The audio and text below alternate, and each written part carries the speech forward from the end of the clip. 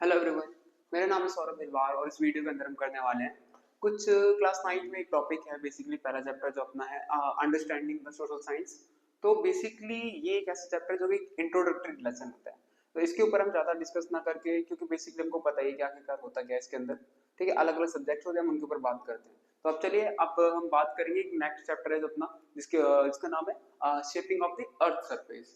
Shaping of the earth surface का मतलब क्या है, इसका मतलब के बारे में अगर हम बात करें तो अर्थ का जो सरफेस है बेसिकली वो कैसे बना हुआ है। अब हमको अगर हम बात करें तो देखिए, बहुत सिंपल सा कॉन्सेप्ट है। अगर ये जो अपनी अर्थ, अगर हम इसको बोलते हैं, अगर ये जो अपनी अर्थ है अर्थात पृथ्वी, इसको हम हिंदी में बोलते हैं, तो पृथ्वी जो है ये एकदम सपाट तो है नहीं है बिल्कुल। इसके अंदर अलग अलग अलग अलग तरीके की लेयर्स है इसके अंदर। और अगर हम बात करें तो इसके अंदर अलग अलग प्रकार के हमको लैंड फॉर्म्स देखने को मिलते हैं। तो अगर हम बात करें तो इस अर्थ के ऊपर कौन कौन से लैंड फॉर्म्स हैं,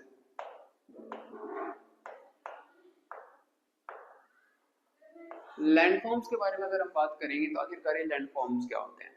ठीक है, तो लैंडफॉर्म का बहुत सिंपल सा है कि बेसिकली कुछ ऐसे आ, ऐसे आकृतियां हैं जो कि धरती पर एकदम दिखाई दे पड़ती है। जैसे कि अगर हम बात करें, अगर हम बात कर सकते हैं तो किसके बारे में हम बात करते हैं, माउंटेन्स के बारे में। हम बात करते हैं माउंटेन्स के बारे में, हम बात करते हैं वोल्केनोस के बारे में। वोल्केनोस आप जानते होंगे, वोल्केनोस इसको अगर हम बात करें वोल्केनोस, वोल्केनोस यानी ज्वालामुखी जिसको हम बोलते हैं। हम माउंटेन्स के बारे में बात करते हैं, वोल्केनोस के बारे में बात करते हैं, हम प्लेन्स के बारे में बात करते हैं कि प्लेन्स आखिरकार कैसे फॉर्म होते हैं। हम इसके बारे में भी शायद थोड़ी चर्चा करेंगे, ज्यादा चर्चा नहीं करेंगे प्लेन्स के बारे में। बेसिकली जो चैप्टर है वो अपना, वो डिपेंड करता है किसके ऊपर है। बेसिकली वो बता रहा है हमको, जो इस चैप्टर के अंदर है वो बताया गया प्लेट टेक्टोनिक के बारे में। तो बेसिकली प्लेट टेक्टोनिक थ्योरी आखिरकार है क्या, ठीक है ना। प्लेट टेक्टोनिक्स, ठीक है, टेक्टोनिक ज्यादा बेटर वर्ड है। प्लेट टेक्टोनिक आखिरकार होता क्या है, तो देखो प्लेट टेक्टोनिक का मतलब बहुत सीधा है कि अपनी जो पृथ्वी है ना, इसके अंदर, अर्थ के अंदर बहुत सारी लेयर्स हैं। ठीक है, बहुत सारी लेयर्स हैं और ये लेयर ना अलग अलग भागों में डिवाइड है। कोई लेयर छोटी है और कोई लेयर बड़ी है। ठीक है, अलग अलग लेयर है और ये इस बात की जानकारी हमको दी है।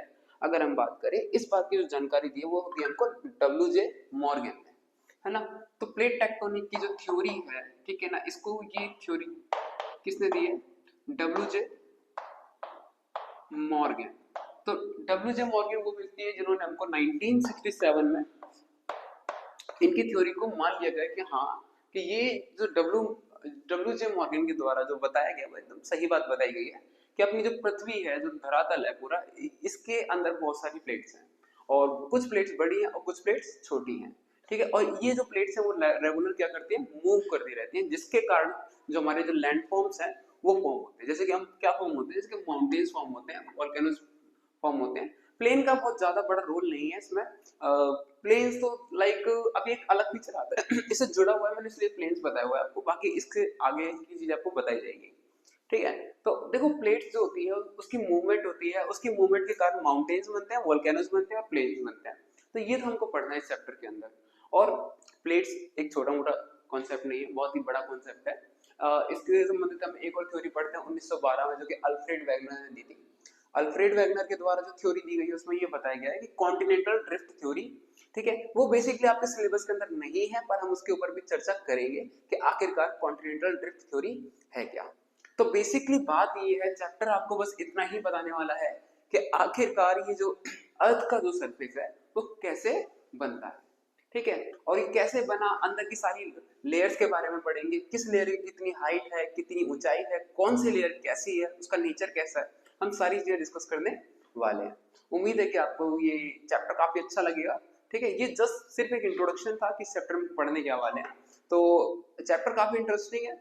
ठीक है, और लाइक जो नया सिलेबस है ना वो काफी ज्यादा बेटर सिलेबस है, मतलब उसको समझना काफी ज्यादा आसान है, कॉन्सेप्चुअल है, पूरे तरीके से कॉन्सेप्ट के ऊपर बेस्ड है। अगर कॉन्सेप्ट समझ में आ गया तो आप आसानी से उसको, मतलब रट्टाफिकेशन वाला सिलेबस तो गवर्नमेंट ने लगभग खत्म ही कर दिया है, काफी अच्छी बात है। तो उम्मीद है कि वीडियो पसंद आई होगी और आगे समझ में आया होगा। और आगे की वीडियो, बाकी वीडियोस के अंदर देखते हैं, आगे का चैप्टर को कवर करेंगे पार्ट के बेसिस पर। वीडियो ज्यादा लंबी नहीं होगी, वीडियोस काफी छोटी छोटी वीडियोस बनाएंगे, एक पर्टिकुलर टॉपिक पर वीडियो होगी। ठीक है, तो उम्मीद है वीडियो पसंद आई। वीडियो पसंद आई तो please like the video, subscribe the channel and thank you for watching the video.